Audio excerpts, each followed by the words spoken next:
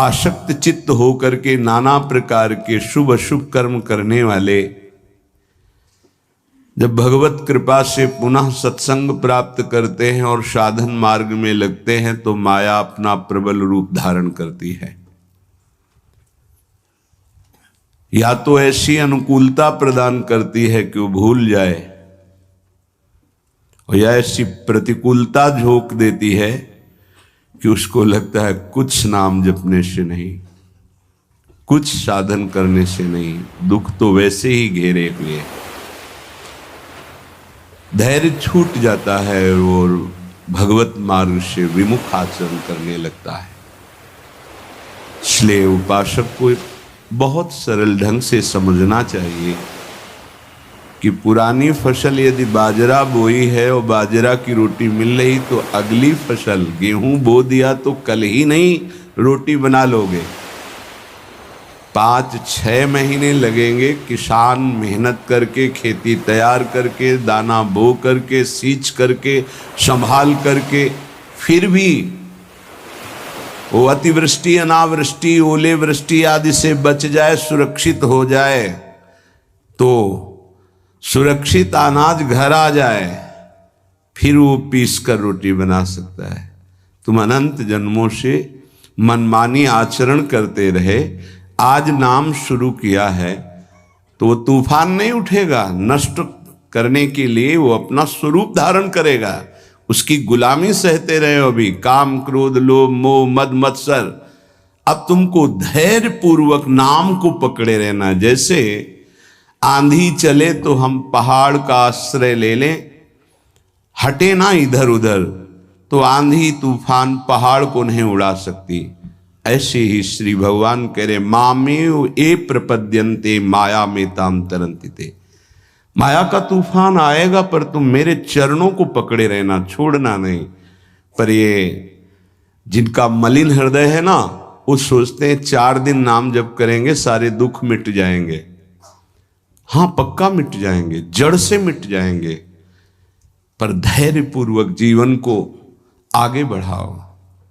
भगवत विमुख होने से तुम्हारा मंगल ही अमंगल है, भगवत सन्मुख होने पर मंगल ही मंगल है। थोड़ा धैर्य धारण करो, तुम्हारी ये फसल तैयार हो जाए, फिर देखना आनंदित हो जाओगे। पर ये कुसंग मन का और तन का, ये दोनों परमार्थ में टिकने नहीं देते। जहां ऐसे मित्र जन मिले जो गलत आचरण करने वाले होते हैं, वो पूछते हैं तुमने शराब छोड़ दिया, मांस छोड़ दिया, तुम नाम जप करने लगे, कुछ लाभ हुआ? अरे कुछ नहीं होने वाला, तुम देख लो करके। उसके दिमाग में माया तो आक्रमण किए ही है। तत्काल नकारात्मक भाव आ जाता है कि नहीं नहीं, भगवत मार्ग में कुछ नहीं मिला, ठीक कह रहे हो, तो आओ हमारे संग फिर हो जाओ। फिर वो माया के मलिन आचरणों में उतर जाता है।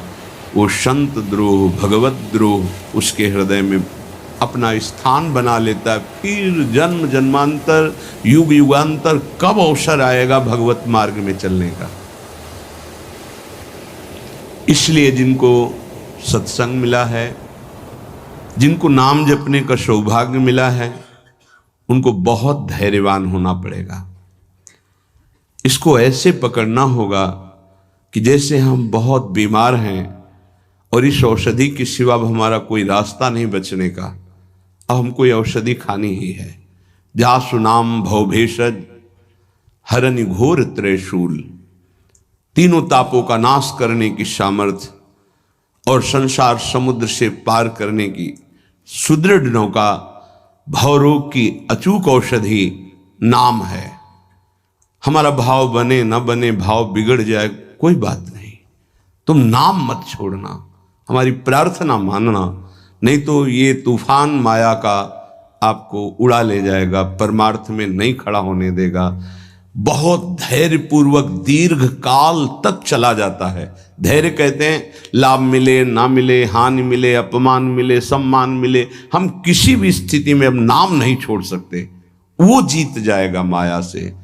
विपक्ष बहुत जोरदार है, आप क्या समझते हो? आप भगवान के अंश हो, ये भूल चुके हो, लेकिन वो नहीं भूली। वो भगवान की शक्ति है, भगवान कह रहे हैं मम माया दुरत्य, मम माया, मम मेरी है। जैसे ममैवांशो आपको बोला तो विपक्ष को भी बोला मम माया। अब आपको सावधान करने के लिए भगवान ही संत, गुरुदेव, शास्त्र इस रूप में संबोधन करते हैं। तो अगर आप इनकी बात मान जाओगे तो माया भगवती कृपा करेंगी और अपना प्रभाव समेट लेंगी, और यदि आप इनकी अवहेलना, उल्लंघन करोगे तो फिर उनके प्रभाव से बड़े बड़े ज्ञानी परास्त हो गए हैं। जो माया बहुबार नचावा, जास चरित को लख नहीं पावा, ऐसी विचित्र है, बहुत बहुत विचित्र। जो ज्ञानिन कर चित परई, बरियाई विमोह बस करई, ऐसी प्रचंड माया है। इसलिए जिनके कानों में आवाज पहुंच रही हो, हमारी प्रार्थना है, बहुत जन्मों से भटक रहे हैं, ये दुख सुख के प्रलोभन और भय में आकर के नाम न छोड़ दीजिए। ऐसा भी हो सकता है कि नाम जपना शुरू करें, आपकी नौकरी लग जाए, आपका काम बन जाए, आपकी अनुकूलता बढ़ जाए। ये नाम का फल नहीं है, ध्यान रखना, ये नाम का फल नहीं है। हम स्पष्ट आपको कह रहे हैं कि जब से आपने नाम जपना शुरू किया आपका सब मंगल होने लगा, ये नहीं है। ये आपके पुण्यों का है, पूर्व पुण्यों का है। ये नाम आपको सामर्थ्य देखा, दुख और सुख दोनों सहकर परमानंद की प्राप्ति। ये विषयानंद नाम के फल से नहीं। आप नाम जपना शुरू किए, सब कुछ बिगड़ना शुरू हो गया, ये नाम का फल नहीं है। ये आपके पाप नष्ट हो रहे हैं। विवेक पूर्वक चलिए। अगर विवेक नहीं धारण करेंगे तो फिर सब मार्ग छूट जाएगा।